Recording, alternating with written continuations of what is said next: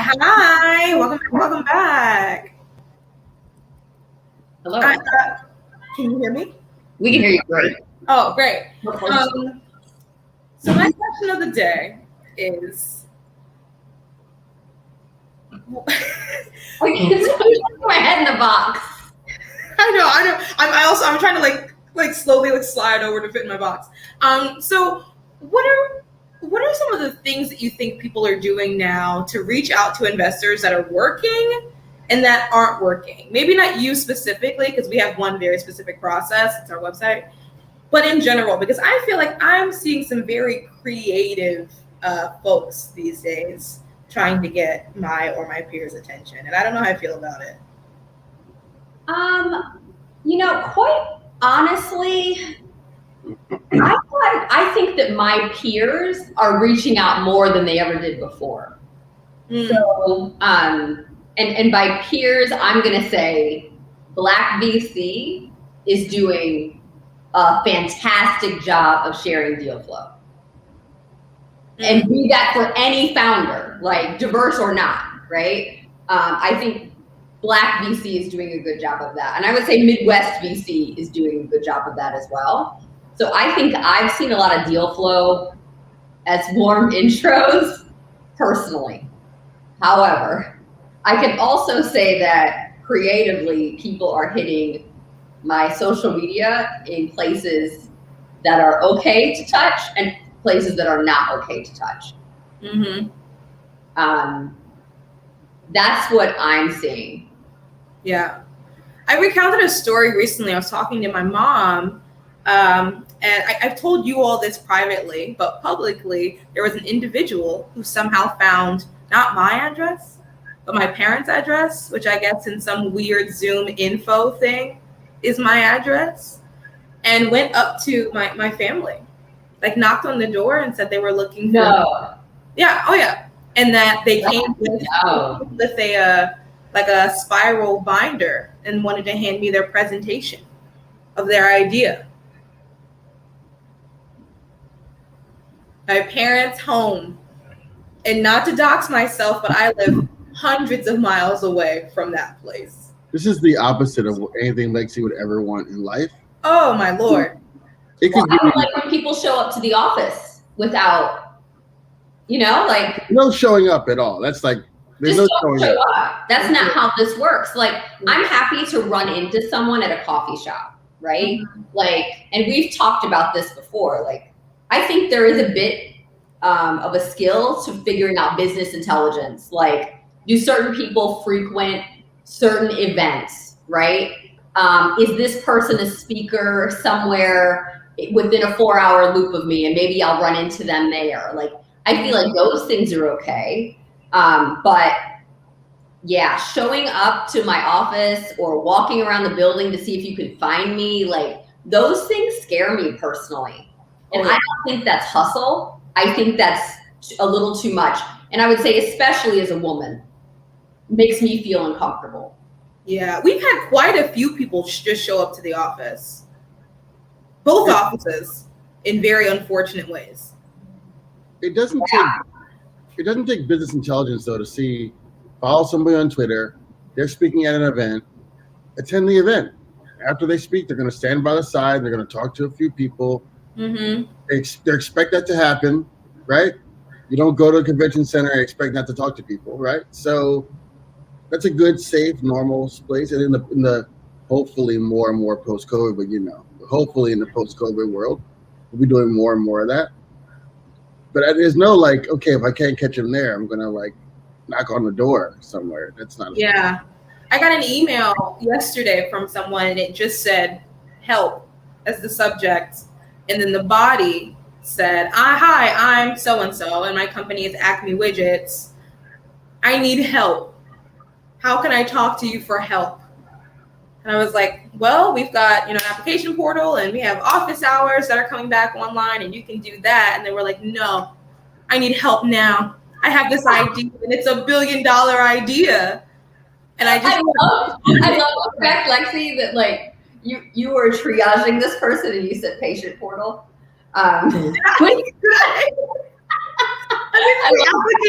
application portal, but I mean, both probably apply here. Yeah. That was also just very scary, even though it was just email. It was very unsettling. And there's nothing wrong with email, right? Like, there's nothing wrong with, because we read them. We don't always have the time to respond. And a lot of times I'll respond and say, hey, apply on the website so it doesn't get lost here in my inbox.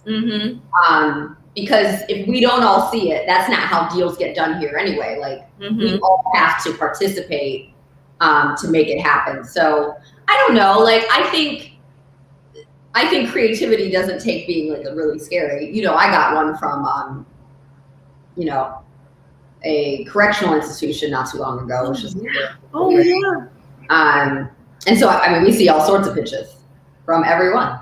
Some handwritten. It was handwritten on paper. It was sketched out on paper. Hey, and at some point, that person will be a returning citizen and may be building something really big and great.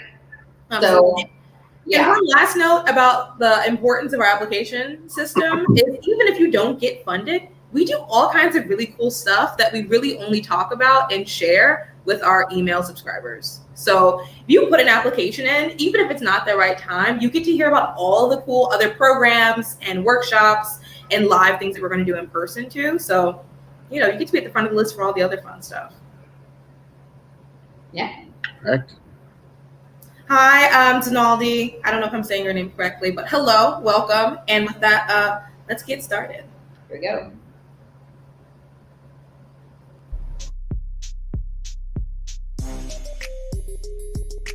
We're a company and a venture capital firm that invests in companies run by women and minorities, particularly when they're away from the coast. Very, very focused on the Midwest.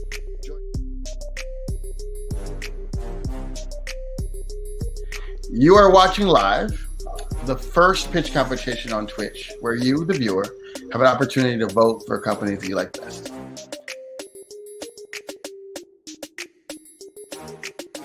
So every episode, we have 3 judges, plus you, the audience. You also get to judge each pitch.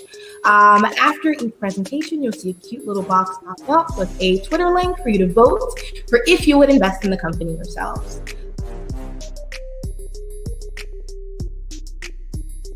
During round 1, we watched as the startups presented their pitch deck in 5 minutes or less. Then the judges began their Q&A. After we selected viewer-submitted questions for the founders to answer, in the end, the audience and judges had the opportunity to vote in the poll below for the company they like best.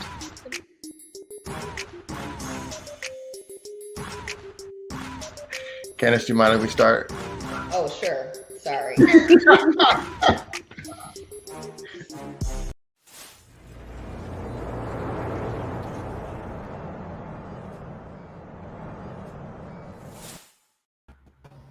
Welcome back, everybody. If you've watched this a few times, hello, welcome back. If you're new, welcome. We are the team at Lightship, and welcome to Twitch Pitch, the very first pitch competition live here on Twitch. So hello from wherever you're watching us on the internet. Hi, LinkedIn. Hi, Twitter. Hi, Twitch. Hi, everyone. So let me give you a quick rundown if it's your first time here. So every season, we have 12 incredible companies that go head-to-head for a fantastic cash prize of $25,000. It's a grant, non-dilutive, no strings attached. What you're going to see are pre-recorded 5-minute pitch videos presented to you, and then we're going to bring the founders on live for a Q&A. As you're watching the pitch videos and as we're asking questions, also put your questions and comments in your comment box below. It will make sure to get those answered for you. At the end of every presentation, we're going to vote. So you have to ask yourself, would I invest in this company? If the answer is yes, we're going to tell you how to vote for the company right here during the program. We're super excited. We're here in season 7, which is outrageous. Outrageous. This was supposed to be 1 season, and then COVID was supposed to be done.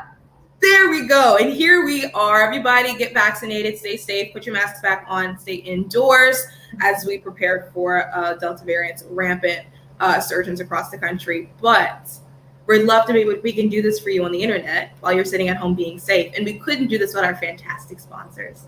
So thank you to JP Morgan Chase. They're one of the oldest financial institutions in the United States that serves corporations in over 100 countries. Thank you to UPS. They're one of the largest and most trusted global shipping and logistics companies in the world, and the Ohio Third Frontier. OTF works with innovative startup companies across the state, making Ohio the destination for the best tech entrepreneurs. We're super extra big fans of OTF over here.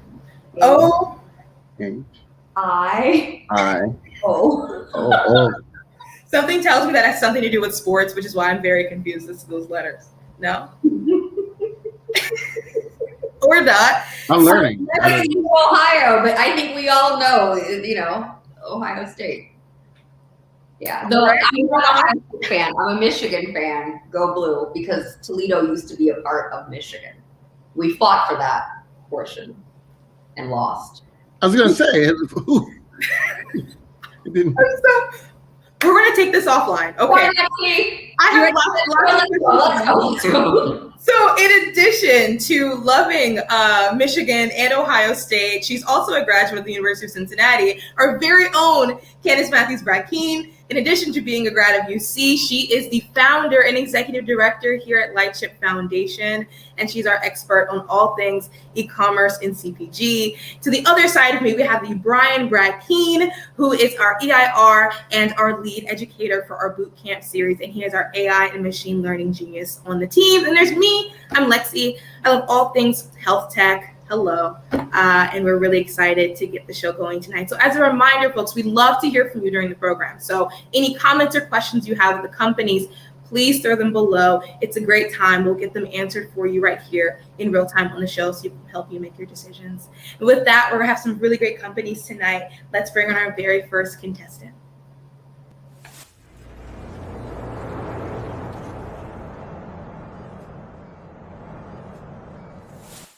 Hello, my name is Ashton Keys. I'm the co-founder of Athlytic, where we're giving brands unprecedented access to partner with the top student athletes. Why we're the right team to do this? I come from a background in technology, working at rocket companies and product management, as well as my co-founder coming from a background in corporate partnership development for the Cleveland Cavaliers. And this is why we're doing this. Shabazz Napier, after winning the national championship at UConn, said that there were nights that he went to bed hungry and starving, but he still had to play up to the capabilities. And that's the problem. 86% of student athletes are considered to be below poverty line while they're playing at the institution. And until recently, none of them had the opportunity to make money. So the problem that we're solving, though, is although they can make money now, student athletes spend 50 plus hours a week on scholastic and academics, so they don't have time to go out and look for endorsement opportunities. And those marketers that they're looking to partner with, don't have an efficient process to go out and vet and find student athletes. So what we're creating is that fully integrated marketplace that simplifies and seamlessly connect those student athletes to endorsement partners to make money. And from the brand side, we're helping them identify and vet the perfect student athlete partner to help them reach their target campaign goals and put money in their pocket. And from the market perspective, it's over 30,000 student and professional athletes already using social media management tools. And influencer marketing, it works at a rapid scale. For every dollar spent on an influencer campaign, businesses are getting $5 in return, and athletes have more influence than a regular influencer, where they're getting a 2-time engagement rate to a normal influencer. And the size is massive. $2.56 billion is spent annually on college sports, and student athletes per ESPN is expected to get $1 billion on influencer marketing. And our product is very simple. Student athletes, all they have to do is create a profile and connect their social media accounts. From there, brands could easily seamlessly search or get recommendations from us from athletes they should partner with. Once they do that, they request deals with the athletes. Athletes either accept or deny or counter. And once they accept, they both have access to a platform to see their commitments as well as how their campaigns is running. And we have a simple business model. We take a commission from all deals facilitated through our platform, as well as we offer brands a subscription model to get access to our platform. And we have a ton of adoption. We've been working with a ton of athlete influencers. We've been working with a ton of sports media platforms. We've had a lot of engagement on our LinkedIn profile, over 10,000 views on our latest post, as well as we have a ton of relationships with universities like MSU, Michigan, and Northwestern.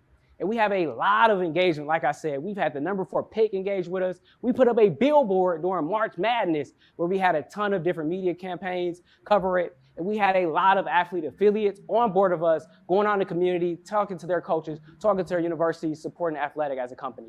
And from a competition standpoint, we've been focused on the problems that these athletes and these brands have talked about. And that's for brands, getting a background check to make sure they have the right partners, getting the education to make sure they know what they're doing, and getting recommendations on actually how much they should spend on how much they should charge to these marketers and campaign managers, and also what's the perfect partnership for them, giving their audience and giving their interest.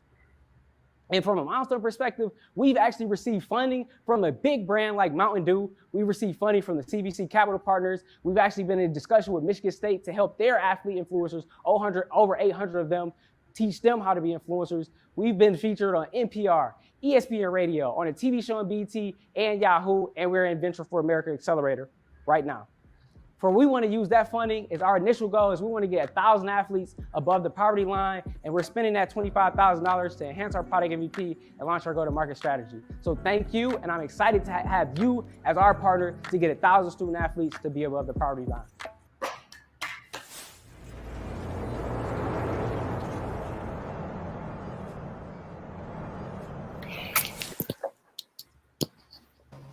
I think I know your co-founder, Jared. Is Jared your co-founder? Mm-hmm. Yeah. Ashton, that's the first time I've seen the pitch. That's so dope. I love your energy. Yes. You know, he was just talking about this idea the last time I saw him. Yeah. He and I were working on something while he was in his fellowship. And wow, this is really exciting. I love that you're attacking it from the student athlete poverty perspective. Yeah. Right? One of my cousins is a former student athlete, went to Xavier University. He just like me, came from a really humble upbringing. Went to the Final Four, but also like didn't have cash, like did all of that, but didn't have any money, and the school was making everything. So I love that you're building this, and it's obviously very timely. Mm-hmm. I think what I remember is you were building this before it was passed. Yep. And now here we are now. Yep. So tell me, how do you plan on scaling out? Like, where will you go first? Because this is a two-sided marketplace. You've got to find the athletes, you've got to find the brands. So tell me how you'll attack both sides. Yeah, just to be honest, like being, ahead of the curve or just kind of starting to build out really early, the athletes obviously were super excited and have been joining at a rapid rate to our platform. So when it's something like this where they're trying to find opportunities or find places to vet opportunities, we've had a lot of athletes come organically. But also, I think we're one of the only businesses in the world where we know every single one of our customers because it's public-facing data. So every university has a roster of every single student athlete that plays collegiately.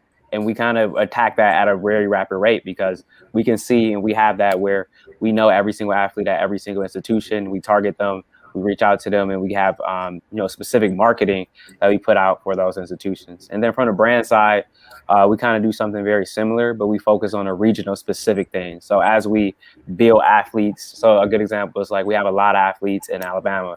We have a lot of athletes in like Michigan because that's just where I'm based. So we start to target those businesses, and then as we scale out, we target businesses and where we have clusters of those specific athletes. Even though sometimes businesses work outside of the region as well, where we've seen businesses, sponsor athletes across the country, but we start to build out from a regional perspective and kind of create our sales funnel from there.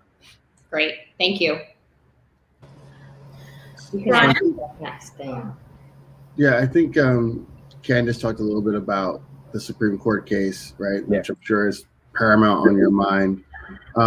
One of the challenges historically in these businesses is the market is ephemeral in the sense that people move through a 4 or 5 year kind of period, and you're kind of one of your best customers falls off, a new customer comes in, you've got to climb the mountain again, awareness, so on and so forth. But it seems to me that there's also an opportunity for the alumni who actually is still famous, is still an influencer, right? But maybe didn't go pro or had a very short career. Like, how can you make your market larger by supporting those folks?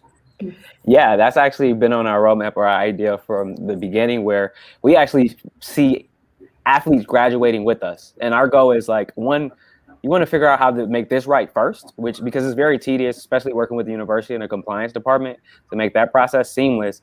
But our idea is if we start, which we have a ton of freshmen that are on our platform, they're going to love and use the platform throughout their time collegially. But after they graduate, we don't foresee them wanting to say, oh, I graduated. All right, we're going to leave the platform. And then they want to continue to get opportunities. They want to continue to use the platform, and then they scale for us. So we kind of like the idea of them graduating with us. And as people start to graduate and go through the funnel, we can start to expand from there. But we want to focus on getting the main core of the product for right first. And that's making sure student athletes can get opportunities. And then as we figure that out and they start to scale and graduate, we'll expand that marketplace as they go professionally, or they're just alumni and influencers. Thank you. Excellent. Everyone, there's a lot of comments already happening, which is fantastic. If you have any questions specific to the company, throw those in the box too, and I'll answer those. I'll get those answered for you in just a moment. So I was never an athlete. I was very much a student below the poverty line. So I just tell me a little bit more about your competitive landscape. I remember a couple of years ago, OnlyFans, right, came out and said that getting into athletes was something they were really, really interested in. I don't know if they've done that. And then I used to know Huddle pretty well at one point, and they were thinking about it. So is anyone actually doing this or thinking about doing it right now? Yeah, we have a couple competitors. It's kind of it's some competitors that are focused on strictly compliance, and they're not necessarily competitors, but they are in the space. But we do have people that are really focusing on marketplace. I would say one thing is we're the only competitor that look like us, period. Like we're the only ones in the space that look like us. And I think that's an extreme advantage. And we've actually had athletes tell us that it's a trusting type of thing. And they want to work with people that they could trust. They want to work with people that look like them and understand them. And we really use that to our advantage. So as we start to scale up, I'm actually out in LA right now at a creator house, and really using what I know as a young African-American that is really tied into the culture, and let that build our platform, do creative things, partner with creative companies. And that resonates with the student athletes. A lot of our competitors, no disrespect, are older people that don't look like us and come from a traditional marketing background. But it's a new economy, it's a new society, especially with the creator marketplace. So you have to really be tapped in and align with that. And then I think the biggest thing is something I did in my product background is from the businesses that we work with. It's like the marketplace is cool, and like having a lot of users on both sides is will scale it up. But the biggest thing is brands want to find athletes that is the right partner. We've seen a lot of deals come out where it's one-off deal. They didn't get nothing back from it. It was just something that they did. So we're really pushing into how can we get the recommendation engine to where we can say, this is the athlete you should partner with based on their influence of their audience, their interests and things of that nature, because that's what gets really interesting when we can have Mountain Dew and say, all your followers are in St. Louis, and this athlete has a huge audience in St. Louis, and you should actually work with them because it will reach the people that you're trying to reach. Excellent. Awesome. Thank you so much. So I don't see any questions for you in the comments, but if you're look at the comments tab, everybody loves you. People are very, very excited about what you're building. So folks in the comments that are super excited about this, now is your moment. Now is the time. If you would like to vote for this company to win, you're going to text the number 4 to 203-408-6432. Once again, to vote for them for the grand prize, text the number 4 to 203-408-6432. Thank you so much, Ashton. Thank you. Thanks.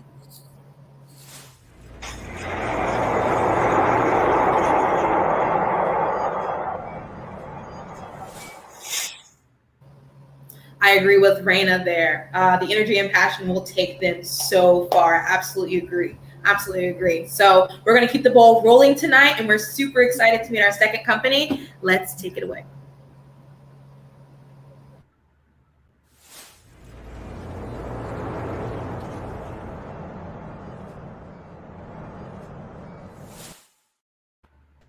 Hello, my name is Kimberly Evans, and I am the founder and CEO of Just Her Rideshare, where we are women taking care of women because we believe every woman should have the right to choose her rideshare experience. As a rideshare community of women drivers and riders, our mission and vision is to provide a safe alternative rideshare where customers get the right to choose who transports them, and our drivers get the right to choose who rides with them for a safe work environment, and also so that we can take care of one another in this industry and through social impact. So why us and why now? Well, millions of Americans use rideshare services every single year. I'm not one of them, and there are many more women like me. So why is this? Safety has become a huge issue for women in the rideshare industry. In fact, over the last several years, there have been thousands of reported assaults against women within the top rideshare companies. Concerns about safety while transporting men limits women's opportunities to earn revenue in this industry. Well, our solution is simple. Women are less likely to perpetrate crimes against each other, so we will pair drivers and riders together. We'll close the gap on the inefficiencies of our competitors to create this safe space for us, and we will do this by vetting every single driver through an extensive, comprehensive background check, in-person interviews, and we'll take extra precautions during COVID. Our product is complete and ready for beta, and it is user-friendly and has some pretty cool features to help you select your perfect ride. Our business model is a two-sided marketplace. It's B2C, with revenues primarily coming through rideshare usage fees, with the company earning 25% of every fare. But we also see a clear path to B2B through community partnerships that we have already started to formulate. The industry has staying power. The market value is expected to grow to $210 billion by 2026. So we know our market, and we have identified our customer segment and our early adopters. And although COVID is unpredictable right now, we believe that post-COVID, this is the same market that will continue taking rideshare services versus public transportation. Our go-to-market strategy is to focus on a 15% Southeast market. We'll focus on our customer segment using email customer contact list, promos and incentives through social and digital media. We'll talk about the importance of safety to reach some of our early adopters, which are universities and colleges, and we'll focus heavily on the user experience, using the same mediums to keep our customer acquisition costs down. While there is marketplace competition from industry leaders like Uber and Lyft, there are also a few other companies that promote safety for women. But Just Her Rideshare is not just talking about safety. We are mitigating a huge risk by being a woman-only service that is passionate about building community with women. And we believe that our community portal, Just Her Hub, adds more value to our company. So this is a place where women will be able to connect, engage, and support one another. And remember, we're not only just driving women, we're building community with them. Our team has over 40 years of business experience in business development, in technology, and research, marketing, and legal. And we've had some really great traction and met some really important milestones. From bootstrapping this company to overseeing the development of our mobile app, we've also started to raise some funding, and we've spent some time developing this company through customer discovery and through the Council of Entrepreneurial Development, as well as an accelerated cohort. We've had some news and media coverage, and we are continuously getting driver signups in our waiting room, and we have not even started driver acquisitions yet. Our projected timeline shows a soft launch in Q4 and will help us to focus on a market expansion in Q2 of 2022. Our pro forma is conservative, and if we focused on our first year target of 200 drivers in 7 cities completing 5 rides per driver per day, at an average of about $15 with a low MGR of 10% the first year, we show a substantial growth in revenue, and we break even by Q3 of 2022. We are raising $700,000 on a convertible note, which gives us 18 months of runway, with $320,000 used for technology and key salary positions, $180,000 for marketing, customer acquisition costs, and research and development. And $200,000 of this investment is for operational costs that helps us launch our beta in Q3 of this year.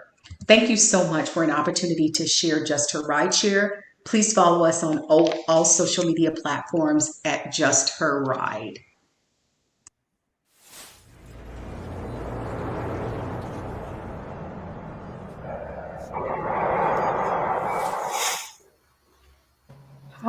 How's it going? Welcome it's to the going show, Kim. great. Can you hear me okay? Absolutely, Amazing. we can. Absolutely. Maybe I'll go first. It is very rare that pre-market companies have financials that actually make sense. So the fundraise and how you had it set up it actually made sense. Some people either under fundraise or over fundraise, and it seemed like you were right there in that sweet spot. So tell me, how did you land on like an expansion into a Southeast market as opposed to somewhere else? So first of all, let me say thank you so much for the opportunity to spend time with you guys. I heard your stories early on with some of the crazies experiences you've had. So I feel really fortunate to be here. So thank you. So we're based in Charlotte, North Carolina. We thought it would be a really great place to start. The data showed us that there was a huge rideshare industry here. However, we had some news and media coverage in Chicago. And we had, after that interview, we had a huge pull to Chicago. So we're moving fastly approaching Chicago as well. But we thought that just being here, our hub, we would sort of start here. We would figure out the data. We wanted to make sure that we were going in wide open, that our driver acquisitions looked really good. And we wanted to get that data before we started to expand nationwide. Thank you. Brian? Love it. Love the pitch. You've also got like the radio voice, so it's perfect for this kind of presentation. Thank you. So question about the model, right? So we know Uber and Lyft have just burned through cash, a lot of that is their fault, but some of it also the model can be difficult, right? So, yes. How do you manage cash flow? So our goal is to focus, of course, on our customer segment. So we want to build this slow and steady. So we're not interested in acquiring assets here and there. We're interested in focusing on our model so that we can figure out what it is that our customers want. So I've spent over 30 years, over 20 years as a business owner, but over 30 years on the user side, quality assurance, risk management. And so it's super important to me to know what the customer wants. And so we spend time there realizing what the customer wants, listening to them and sort of incorporating that, because keep in mind that even though we are a for-profit company, there's a huge social impact to what we're doing. And it's super important that as we're building this community of women, that we're hearing what they want. And we know that cost and job opportunity plays a huge role in how we handle our community. Thank you. Excellent. So I'm curious to hear how you're thinking about driver acquisition, especially with COVID kind of ramping back up, given some of the challenges that Uber and Lyft have had with keeping drivers in certain parts of the country. So we know that it's a very difficult time right now, but as a visionary, we do have to look ahead. So we're building this out. We can't just focus on where we are now. In the meantime, though, we are going to let our drivers know that we're taking every precautions to make sure that they're safe. We're following all of the guidelines. And so we're going to be offering incentives and promos for our early adopters, because we know that during COVID, a lot of people have been hit financially as well. And ordinarily, this would not be a safe space for women to consider driving because of some of the fear factors that are involved. Well, this will give them an opportunity to not only be safe, but also take the opportunity in earning the revenue. So we're going to focus on, we're starting our driver acquisition campaign now. And so we've already had drivers sign up. And so we're just gonna let them know, and also let them know that we want to build not only for our customer base, but we want to build community with them as well. We want them to feel like that they are a part of this company, that we want them to grow with this company, because we know it's one thing to acquire them and it's another thing to retain them. So that's super important to us.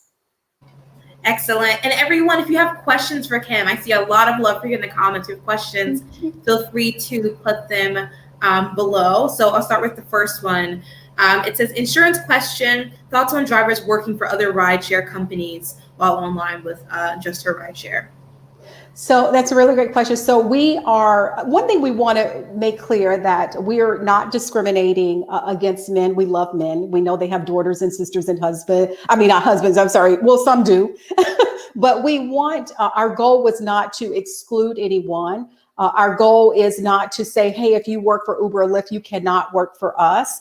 Most people who use rideshare, who are rideshare drivers, they do work for multiple companies. So we're open to that as well. Excellent. Thank you so much. I don't think I see any additional questions for you. So now's the time for everyone who's given you lots of love in the comments and lots of rocket emojis. If you would like to vote for Just Her Rideshare to win the competition, you're going to text the number 5 to 203-408-6432. Once again, to vote for Kim and Just Her Rideshare, text the number 5 to 203-408-6432. Thank you so much, Kim. Thank you.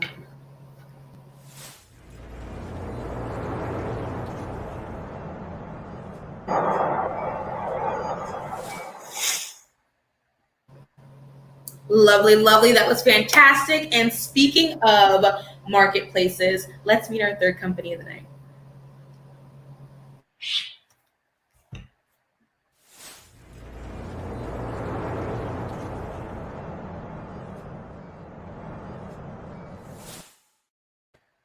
Thanks for tuning in to Twitch Pitch. My name is Camille, and I'm the co-founder and CEO of Feloh, for everyone's love of hair and beauty, an inclusive and rewarding social marketplace app. And to date, we have acquired 52 selling partners, 233 users, and facilitated 48 orders. So when we first started Feloh, we were just looking for a better way to discover hair care products. But after years of studying the hair and broader beauty industry, we learned a couple things. Number one, we're not alone. No matter if it's hair care, skincare, nail care, even makeup, people want reliable information and genuine connection to learn what products work for them. And two, independently owned beauty brands, particularly those that are minority owned, are severely marginalized and underserved. I asked 20 indie beauty founders, what's your biggest pain point? The overwhelming majority of them said finding a cost-efficient way to grow and scale their business. Founders are frustrated managing influencer programs that have no clear ROI. They're spinning their wheels, cranking out social media posts that are often overlooked, and they're bootstrapping their business from inception, which makes big box retail out of the question. And even if they do get online distribution with a mass retailer like Macy's or Target, they're still paying upwards of $100 a month just to list their products. Our solution here is Feloh, an inclusive and rewarding social marketplace app for the beauty industry. And what makes us unique is that when our users post their content in our social community, we give them rewards to shop our marketplace where those independently owned beauty brands can sell their products. So our users download Feloh and they earn 500 Curl coins or $5 to redeem in the marketplace. They earn Curl coins every time they post, make a product review, and invite their friends to download. And our top users even get to try free products. When they're ready to treat themselves, they click the marketplace button in the app and they can credit up to $10 of their rewards per transaction. They can even filter recommended products by skin type, hair texture, and even brand ownership, like Black owned, Latinx, and LGBTQ owned. So we sync these brands' products to our marketplace and they pay $10 a month to keep their listings active, and we earn between 18 to 25% of each transaction made. So we launched our beta of Feloh last year, and we made some initial traction to validate our concept. We partnered with some incredible accelerators to keep pushing us forward, and we interviewed over 50 stakeholders on both sides of the market to improve our platform. We're gearing up for our MVP of launch of Feloh this month in June, and to date, we've already partnered with 233 beauty influencers that are committed to downloading Feloh on day one in those 52 selling partners. And this is what they're saying about us. The beauty lovers, this is brilliant. It makes sense. Free products for top users, this is genius. And for the brands, Feloh is a good fit for us. It makes a win-win for everyone. I've been wanting to partner with a Black-owned marketplace platform that focuses on self-care, and here you guys are. So we're focusing on 2 markets here. This is US indie brands that annually do $17 billion in sales, and the 25 million young US beauty lovers who spend over 5 hours a week browsing and posting beauty content. And this is the team to make it happen. We are 100% minority owned and women led. We have 3 savvy millennial beauty lovers that intimately understand how people like us are evolving their social and consuming behavior. Not to mention, we have a distinguished business advisor who's head of global sales at a top software company. With $500,000 for the next 18 months, we'll execute our go-to-market strategies and expand our marketing and sales team with the goal of acquiring 50,000 users and partnering with 300 sellers. And just a taste of our long game strategy. We're working on an in-store mass retail line of business to help these brands get cost efficiently into mass retailers and to provide a social shopping experience to in-person consumers. We're looking at providing service providers payments so our users can use their rewards when they get their nails done or their hair done on in-person services, and then ultimately global expansion. So thank you so much for learning more about us, and I look forward to answering any questions.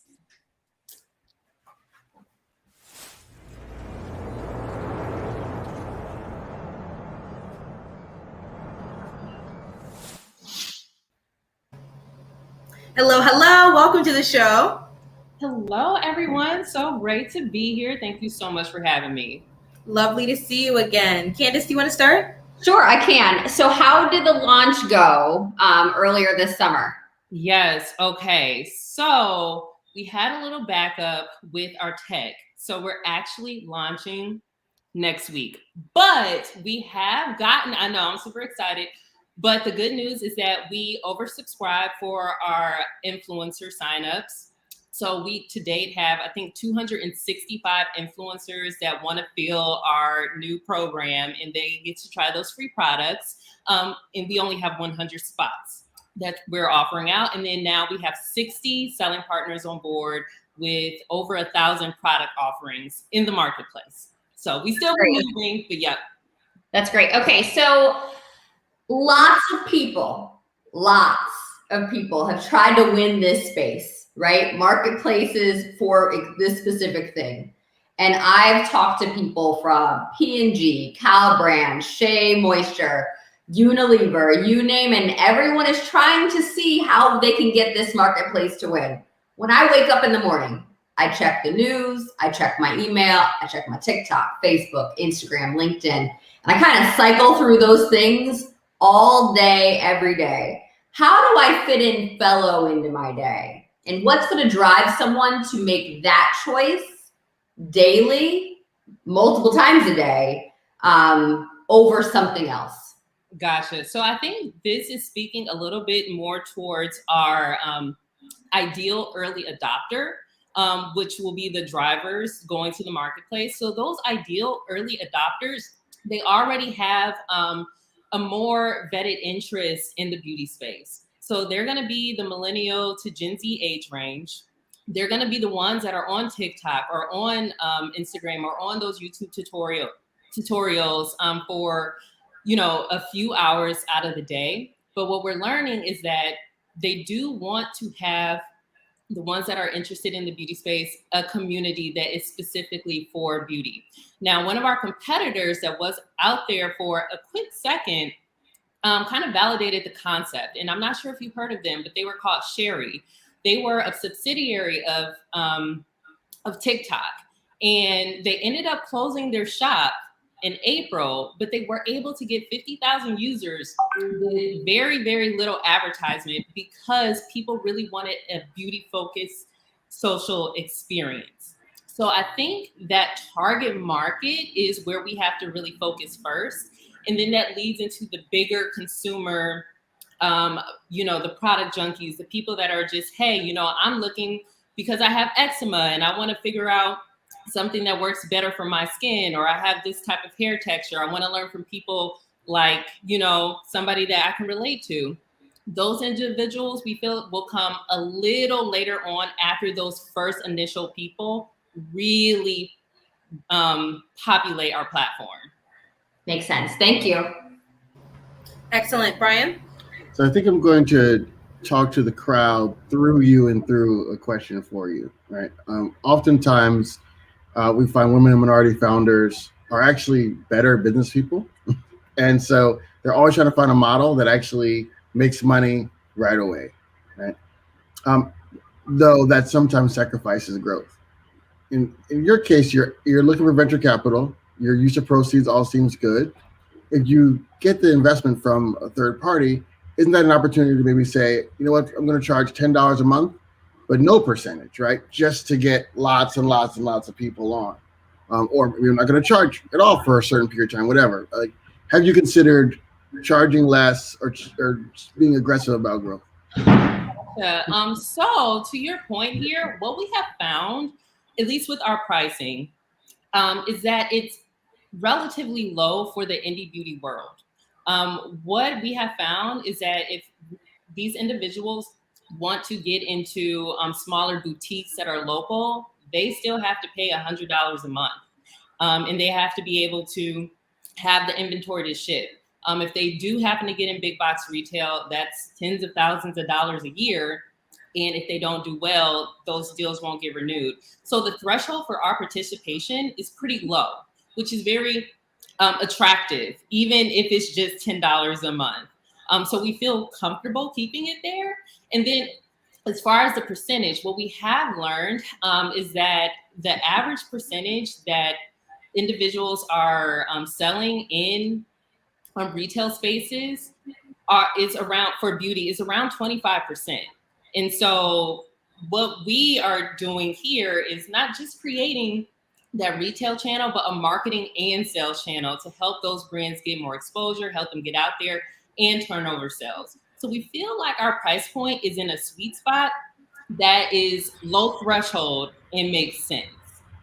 Yeah, very good answer. I just give you like and I don't know if this guy's always right, but Mark Andreessen once said, for something to win in a category, it's going to be 10 times better than the incumbent. So you may not want to match the incumbent's pricing. You may want to be way lower than the incumbent just to grow, just to take all their people, just to give me all the pie, all of it, like all of it, right? And then when investors see that growth, they invest another $1 million and another, right? And then after you're big, you say, okay, guess what now? Now we're going to charge 25%, right? Anyway, it's a strategy. Yeah, no, and definitely a strategy that we're keeping in mind because obviously as our marketplace continues to grow, more traction takes hold, we add more value to those sellers coming on board. So, yep, definitely makes sense. Excellent. So everyone watching, if you have any questions or comments for Camille, throw them in the comment box and I will ask them in just a second. So as we've all established, there's quite a few people trying to really get a hold of this market. As you grow, how are you going to build that defensibility so that it really is only yours to own and no one else can come behind you and, snatch your both your brands and your customers? Gotcha. So one thing that I do feel that we are very uniquely positioned to do is be authentic in this space. I really studied this industry for the past 7 years. And each year, I've seen the industry wanting to be more inclusive with body positivity, gender identity, product offerings for, people of color. But what we're seeing is a lack of authenticity in some of these campaigns and some of these initiatives. And so what I do feel as us being women of color in a space that has been traditionally owned by white men in beauty, I feel that one, our authentic voices shine through our startup and it resonates with people on a deeper level. Two, as you all mentioned, yes, the beauty industry is very fragmented, it's very big, and everybody wants a piece of it.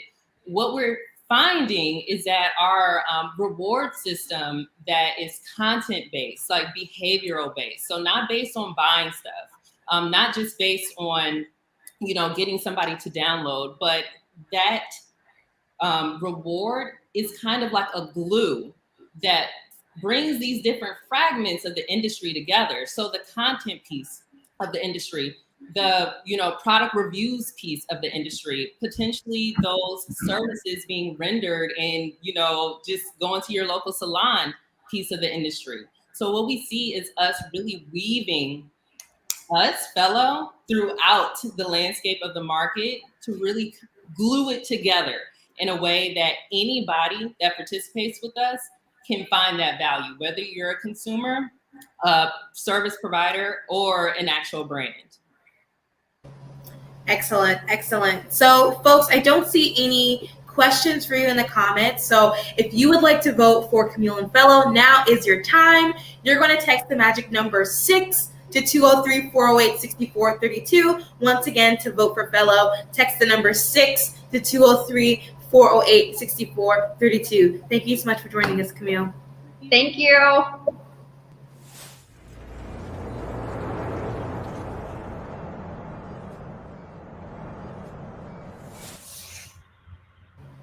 Wow, what a night. Woo. We saw some really, really great companies tonight. Thank you so much, everyone, for joining us. Thank you, everyone who threw comments in the boxes, questions. Before I sign us out, just a quick clarifying point brought up by Shownuff313. If you like the show and you have a company, or you're thinking about starting a company, and you want to do this competition, all you have to do is go to lightship.foundation. There's a whole page dedicated to this show. You can watch previous episodes, read the FAQs, and apply right there on the site. Highly recommend. We do the show pretty much year round. We have some breaks in between, but we love seeing more companies apply. We love to see any of you watching to do the show as well. So that's just a little quick plug. Feel free to join us on the show as a contestant. I promise it's a ton of fun. So thank you, everyone, for joining us tonight. It's been a pleasure as always. It's Thursday, which means we're not going to see you in 2 days. We're going to see you next Tuesday. So wherever you're watching us now, Twitter, LinkedIn, Twitch, whatever, join us back here Tuesday at 7 p.m. Eastern. We'll be right here, and we hope to see you there to meet 3 more contestants for this season. Thank you so much.